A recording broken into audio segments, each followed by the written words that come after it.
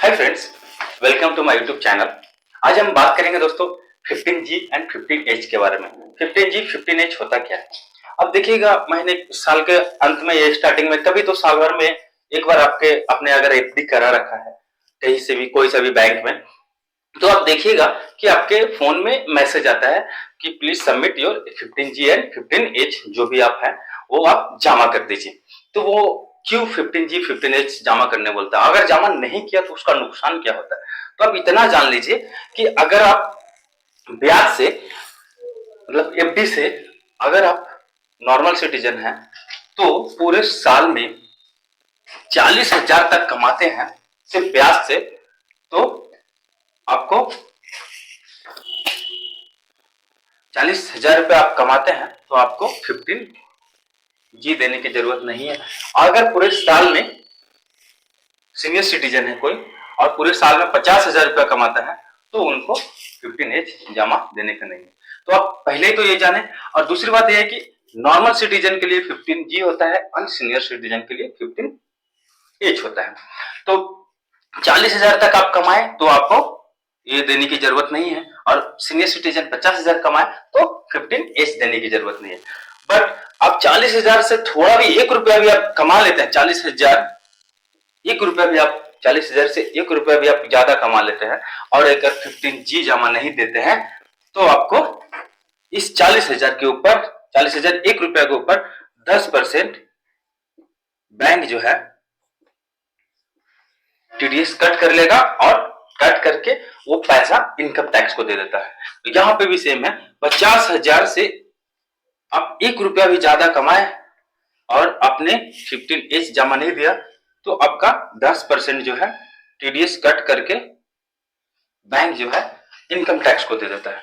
तो हम ऐसा क्या करें जो ये कटे ही नहीं टीडीएस हमारा?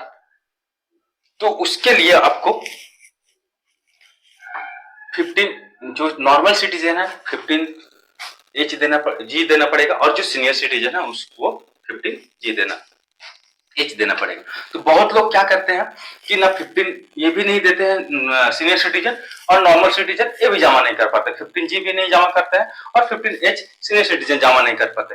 और उनका जो एफडी रहता है कि मतलब एफडी से जो इंटरेस्ट आते रहता है, मतलब उनका अर्निंग जो रहता है ये 50,000 से प्लस भी रहता है, मतलब 50,000 से ज्यादा भी रहता है, फिर भी ये दो गलतियां कर देते हैं। तो उनके लिए क्या है, वो क्या करे कि जब वो उनका जो टीडीएस कट गया है, वो ऐसा नहीं है कि टीडीएस कटने के बाद रिटर्न नहीं मिलता है। टीडीएस कटने के बाद आपको रिटर्न मिलता है। वो रिटर्न कब मिलता है? जब आप साल के अंत में आईटीआर फाइल करेंगे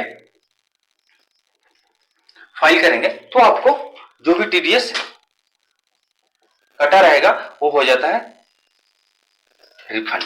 मतलब आप जब ये फॉर्म दोनों मिस कर दे, नहीं दे पाए, तो आपका जो भी टीडीएस से पैसा कटा रहता है वो पैसा आपको आईटीआर जब फाइल करते हैं तो आपको वो पैसा आपको रिफंड हो जाता है। तो यहाँ पे भी सेम चीज है कि आपका जो भी है आईटीआर फाइल करेंगे नॉर्मल सिटीजन भी, तो टीडीएस रिफंड हो जाता है। ठीक है। तो अभी बहुत लोग क्या गलती करते हैं कि यहाँ पे ना ये दोनों भरते हैं और ना ये दोनों टीडी ना दोनों आईटीआर करते हैं। तो उसमें क्या होता है कि आपका 10% रुपया जो है आपका जो कमाया हुआ ब्याज का पैसा जो आपसे कोई ले नहीं खाएगा, वो पैसा आपका टैक्स में चला जाता है, इनकम टैक्स के पास चला जाता है टीडीएस के रूप में। तो हम ये गलती क्यों करें? अगर हम यहाँ पे एक गलती कर दे कि फॉर्म नहीं दे पाए तो आप कुछ नहीं, लास्ट में आप साल के अंत में आईटीआर कर दीजिए। आईटीआर करेंगे तो आपका ये जो टीडीएस में जो पैसा कटा रहेगा वो रिटर्न मिल जाएगा। अगर मतलब बहुत लोग ऐसे सीनियर सिटीजन में भी ऐसे लोग होते हैं जो कि उनका इनकम स्रोत ही यही होता है, मतलब ब्याज से ही उनका सब कुछ चलता है, बट वो ये गलतियां कर देते हैं कि वो तो इनकम टैक्स फाइल नहीं करते हैं, क्योंकि वो इतना अर्न ही नहीं करते तो वो इनकम टैक्स फाइल क्यों करेंगे, और लास्ट में वो ये भी गलतियां करते थे कि 15G 15H देते नहीं। तो जैसे कोई भी एक मतलब सीनियर सिटीजन का आदमी अगर साल का अगर 2 लाख रुपया भी कमा रहा है, इससे 2 लाख रुपया कमा रहा है, और अगर ये गलतियां कर देता तो 10% के हिसाब से अगर 20,000 रुपया उनका ऐसे ही लॉस हो, वैसे यहाँ पे है, यंगस्टर लोग भी क्या करते हैं कि अभी तो आईटीआर फाइल नहीं कर पाते हैं क्योंकि अभी उस स्लैब में नहीं आया रहता है कि मतलब उतना अभी कमाते नहीं, तो इसकी वजह से 7 लाख 8 लाख रुपया साल का मतलब है नहीं, तो आईटीआर फाइल नहीं करते हैं, इनकम टैक्स स्लैब में नहीं आते हैं। तो उसके वजह से ये भी मतलब, बट इनके पास एफडी रहता है, मतलब महीने का साल का अगर देखा जाए तो 40,000 से ऊपर एफडी से पैसा आते रहता है। उन्होंने मतलब मेहनत करके कुछ करके एफडी करने की कोशिश करके मतलब कर लेते हैं ये लोग, जबकि इतना सा, और ये दोनों ये भी फॉर्म वो मिस कर देते हैं, तो वो आईटीआर फाइल नहीं करते, तो उनको भी ये चीजें नुकसान है।